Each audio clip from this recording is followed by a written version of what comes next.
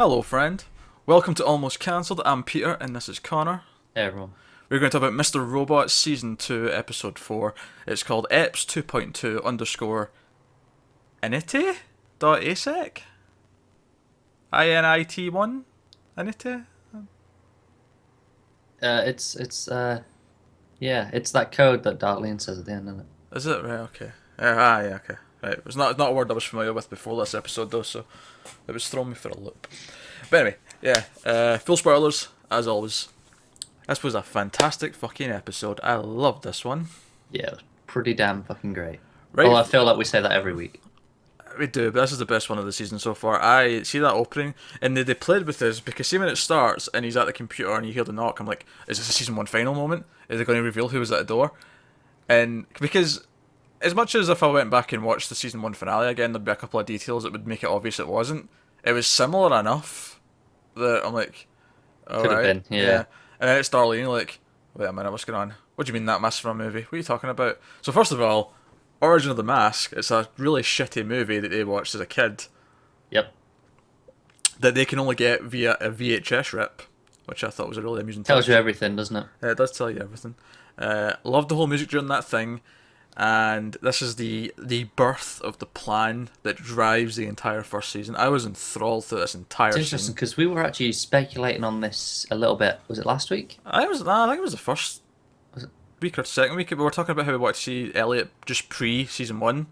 Yeah. And like because we see this from Darlene's perspective, and the way that he kind of changes character, but he's still him, but because it's from her perspective, but he's wearing the mask, and he puts on the jacket. I was like, is this the birth of like what we know as Mr. Robot? I believe it is, yeah. Yeah. That's what I took from it. Yeah, that's what I was getting. And then the really dramatic music, which I did find online. It's a classical piece. Yeah, It's the planet's Neptune. I can't remember the composer. It's Holst. There you go. Yeah, you're educated in this shit. I just found it. Speaking of music, I recognised the lullaby music. I couldn't name what it was though. Did you? You mean in the Later on in the the episode? future sequence? Yeah, well, I like to call it dream Well, sequence. well, yeah, where he's daydreaming. It's Green Day. It is, is. Oh God, This basket what's- case. Basket Case. Thank you. Because I was like, this sounds familiar, but I couldn't name it. And obviously I looked it up, and I was like, ah. And it's Yeah. also, it wasn't made for this episode. It was like someone had already done this. So it was already on YouTube Yeah. with like, you know. It's really nice. Yeah, that was nice. But no, this opening scene with him and Darlene was like really enthralling. And it was like all the pieces, like this is where the mask comes from. This is the birth of the idea. Like him, like, oh, maybe I'll get a job at All Safe. And we find out why he lost his job and why he was getting therapy in the first place. Yeah. Because he blacked out and presumably his alter Destroyed it, ego yeah. destroyed all It the was- servers. See, that's the bit that throws me though, because if this was the moment where Mr. Robot was born, Well, remember, because we kind of argued about this when we were talking about this in episode 1, and you said Mr. Robot had to have lived, or had to have been around before everything, because of everything that had already happened. And I thought that, well, I get that he's always been fucked up, and there's maybe been different versions, but that what we know as Mr. Robot, because everything started from season 1 again, where that was when he went off his meds, that's when things started, that's when he got Darlene again.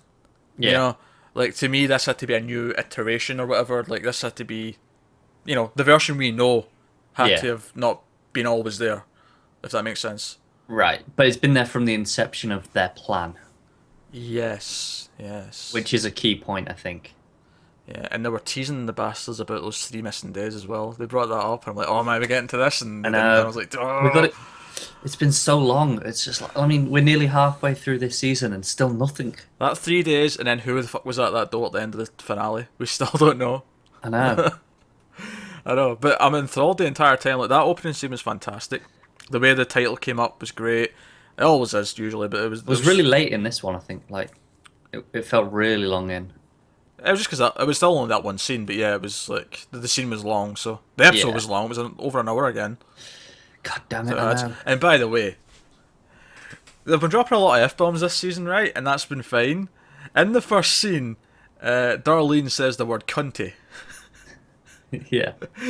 She says, "I don't mean that in a cunty way," and I nearly fell off my seat. I'm like, did she just drop a C bomb? I appreciate it. It was Oh, Anyone who knows me will know I'm yeah, very liberal with that word. yeah. You very much are. But Yeah. so that was good. Before we get to the meteor stuff, actually, other than the opening, let's just quickly cross off the other stuff. Angela tried to make a power play against Philip. She's talking to her lawyer friend again, and it went bit tits up because Philip is the evil ruler of the universe and is calling her bluff, essentially. Yeah, I think the Angela stuff was the most boring.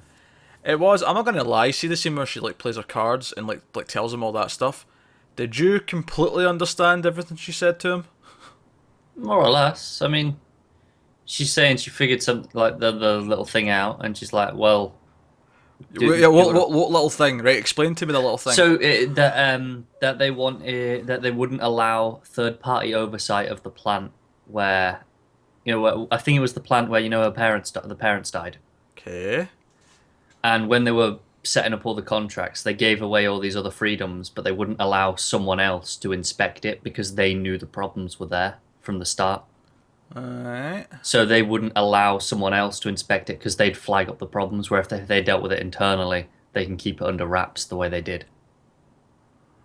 Okay. And she has proof that Philip knew about this. I don't think she has proof that he knew. She has the fact that they fought to keep it in the contract. Every iteration of the contracts and stuff, they fought Right. to keep the oversight into themselves. Okay. Okay. Alright, fair enough. Alright, so that's Angela stuff. Yeah, she was probably the weakest part of the episode. There wasn't nothing necessarily wrong with it, it just wasn't as exciting as the other stuff. Joanna is having money issues. Hmm. She she both kind of compliments and completely crushes the soul of her boyfriend in the same scene. Such a great scene. I was like, damn, woman, that's cold. Yeah. You'll never take me to Greece because you're scum, basically. Yeah, pretty much. So that was fun. And she goes to the evil corp guy and tries to get him to hand over her husband's severance. And of course, why would he? Um, uh, so we had that. And the meteor stuff. Darlene, of course, comes to see Elliot. Yeah, I was paying very close attention to I the layout of the was. scene. Yeah, he was closer to her than he was Gideon. Do you know what I found really interesting? Did you see the tablecloth that was like separating them? I don't think I did notice that now. It was just a white tablecloth, but it was grated. It was one of those, like where it's like Oh, right, a cross aye. hatching. It's like, huh? A little touch, Is, maybe. is that supposed to be some little bars or something? Uh, I was paying real attention to the phrasing of specifically how she spoke Yeah, during that scene, and certainly not like she kept saying things like, "Oh, it's crazy that you're here and that you did this to yourself." So he's self-committed, yeah. right? Even if he doesn't realize it right now, he is. I also very much noticed the mother never once turned around and spoke to her. Yeah, which is strange because it's. Although they did set up in the flashback at the start that the mother is alive, or at least she was just before season one, because Yeah, Darlene mentions her. So yeah, the mother exists. yeah. But you'd think that the mother would acknowledge her daughter. Oh yeah, obviously, obviously. So I thought that was a little strange. But there was that. Sticking with Darlene, as she goes off in her business, she's trying to like find out stuff, and she's kind of in a fucked up place. And she runs into her old boyfriend, the one she dumped for proposing to her. Yeah, One of those character details that I love. And like he lays down, look, the FBI have found the place. They've found something, and she uncovers the whole, or she finds out that someone was already illegally surveying them, or possibly like that's what they think right now. There's no concrete necessarily to say that, but there's evidence pointing to the fact that someone was looking at them already. That's what Romero was looking at before he got killed. yeah, So she like gets all this information, and then she then makes the call to Elliot. No, I'm skipping ahead. I'm going to go back to all the Elliot stuff. yeah. I'm just sticking with Darlene's side of this just now. And that's what she was doing. One bit I really liked with her was when she thought she was being followed, or she was being followed, Yeah. when she gets off the subway. There was a couple of weird touches actually when she was on the subway. I really liked those scenes because there was like one woman sitting with like a VR headset on for just randomly on the subway, which really amused me. And then there was another guy with like a surgical mask on, or you know what I mean, like the Yeah, yeah. and I was like, See that one's not too weird because I see that going to the train station around here. A lot of people seem to do that. really? Is that a thing people do now? Yeah. Okay. fair enough. But the VR thing on the subway is weird. Yeah, that is weird. Yeah, don't Yeah. get me wrong. This is But I'm just the gonna surgical mask. all these strangers around me. I don't know any of them. VR on, can't see them. Yeah, Excellent. Yeah, that's weird. But I thought that was really tense, and I liked the way it played with the sounds as she was walking away with them. Like that, the guy in the bike almost gets hit with the car, then the shutters comes down, and every time it's like, oh, stuff's happening. Yeah. Like you're really on edge. So really well directed that stuff. Yeah, so Sammy Ismail, congratulations, you're quite good at directing because you directed every episode this season. So I know it's you to blame for it. So yeah. happy days. So that stuff was good. Before we jump to Elliot, we did see White Rose. Just once, when she phones Elliot at the Yes. end, she acknowledges it how hard it is for him to get on the internet where he is.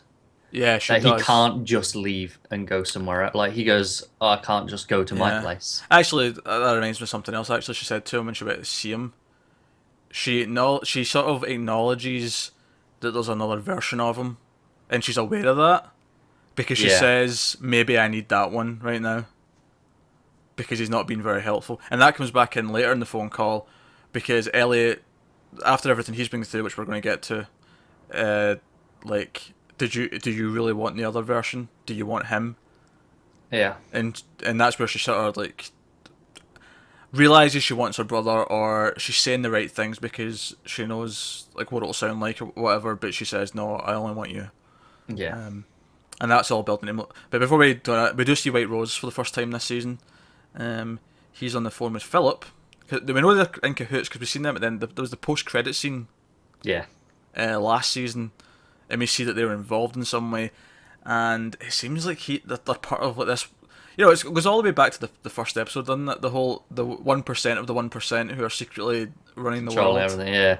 And I'm like, what games are they playing? You know, it's intriguing and so on.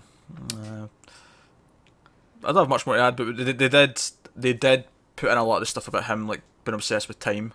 Yeah, they played with the time thing again multiple times in that, like the whole 6 months and how they're both impatient. Yeah. So it'd be interesting to see if they try and speed things up a bit. Yeah, we'll see how that goes. But yes, Elliot. Mm. So Darlene comes and sees him. We have the flashback and all that, and the birth of Mr. Robot, from what we can tell. But he goes to see the therapist, and we got a sense he was being more honest with her in the first episode of the season, but we really get a sense this time that he is flat out like, you know, talking to her about Mr. Robot. She asks if she can speak to him, you know, like all this really interesting stuff where it's come a long way, you know. It also showed me how scared Elliot is of Mr. Robot. Oh yeah, he's terrified. Like even if we didn't get that, like you get it as well, but every all season. But in this, where he's openly saying these to someone. Yeah, because his internal monologue when he's talking to Ray before this scene is like, should I confess? Because Ray's asking him to, and you know, all that stuff, and that sets up the chess game. And I think we're coming to an end of this committed part, not only because obviously how the episode ends and it seems like Elliot's going to get back into things, but because, and this is a really weird thing to point out and why I knew this, but even before all that, I knew we're coming to the end of this part of the season. When he's talking to Leon, when they're having lunch or whatever, the episode of Seinfeld that Leon's talking about is the finale. Of the Oh, is show. it? Yeah, I'm like, alright, we must be nearly done with this then. There's no more Seinfeld to talk about. He's finished. So that was cool. It was a nice little touch. But yeah, so it sets up the chess game, and I love this. See when they were sitting in the bed, and Mr. Robot says, "Why don't we play for it?" Yeah. And I'm like, "Oh, I'm so into this." And that main piano theme that was in season 1 a lot came back into it, and like they discussed the terms and the you know, the dark void that you'll be in, like that you'll always be in that now if I win, and all that. And don't get me wrong, I kind of called what was going to happen when they played. Yeah, it's one of those that you can see coming, and I think that again they're aware of it. Mm. I think they're very aware of it because of one specific line of dialogue that Elliot says to Mr. Robot. He says like, "Oh, you knew this was going to happen, didn't you?" Oh yeah. Very reminiscent. Yeah, there was a couple of things like that in this episode where, it was like, you know, he assumed that we already knew something, or you know, things like that. Like I'm seeing more of that creep in, just sort of nice, just subtle things rather than the big moments. But Yeah. it's definitely there. But him even deciding to play and fight to like gain control is obviously when we get the daydreaming sort of like future scene where we see that he's with Angela, like in his happiest dreams. We see that Bill from season 1, the fat guy whose heart he broke when he broke into Allsafe, he goes to visit him and gives him a hug. And the funny thing is, had I not just rewatched season 1, I might not have clocked that was him right away. Yeah. But as soon as he opened the door, I'm like, fuck, it's him! And he goes to apologise to him. We even see Tyrell in this thing. He's nice to Joanna, he's nice to everyone. And then he goes and has a street party. And they see the Evil Court building being demolished. And we're there. Yeah, we're at the end of the table. We're the other main guest. We're hosting this party with Elliot. We're the wife. Was interesting positioning, actually. Yeah, it was very interesting. Do you know what? It wouldn't surprise me if when we get to like the end of this show, I don't know if it's going to be like 4 seasons, 5 seasons, but we get to like the final episode and they reveal that we've been someone all along. like the plot twist is that we are something. I don't know. Pondering. So all that stuff happened, and him making the choice to fight was kind of uplifting. And then at the end, when Darlene says he needs his help, she says, right, go and log into this secret, back channel thing we used to communicate when we were kids. And he goes to Ray, tells him he's going to do the computer thing for him. His really, mercenary type friend comes in who is clearly there to beat the shit out of him if he does anything he's not supposed to. And Ray, obviously, it was hinted at before that whatever he did was illegal, but he makes that very clear. He kind of tells him that. Yeah. And he talks to Darlene, he finds out about the feds, he finds out about that. And and Mr. Robot's like, what are you going to do? And it's kind of like him going back to a computer and reaching out to the keyboard and mouse. It's almost like the best basketball player in the world, who's retired for a few years, picking up the ball again. It feels that epic moment where he's... It's that moment in every action film where the guy's retired and they're like, oh, I'm done with this. Yeah, but and then shit comes down and they reach for the gun. Yeah, it's that. It's exactly that. And it felt like a big moment. And I actually laughed. I literally laughed out loud when he says, what are you going to do? And he just says, I'm hacking the FBI. Cut to credit. It was good. Perfect. Perfect ending. Made me crack up. So, now we rushed that a slight bit because Connor has been called in to work. Yeah. So we're wrapping that up there. So it feels like we skimmed through things a little bit quicker. Apologies, we'll be back to our usual nice breeze next week. But that's Mr. Robot episode 4. Let us know what you think in the comments below. We always love to hear theories and stuff on this. We got a great one last week about thinking Ray was responsible for the death of Romero because someone thought they'd seen a paw print in the blood. And they thought that was Romero's dog. Which is cool. I like that people are really giving it that much thought and looking for clues. Yeah. I looked at the screen caps and stuff myself and I was like, I'm not quite buying it. But, cool thought. So yeah, let us know in the comments and stuff, and like and subscribe. Helps us out a lot. Thanks for watching, guys. We'll see you next time.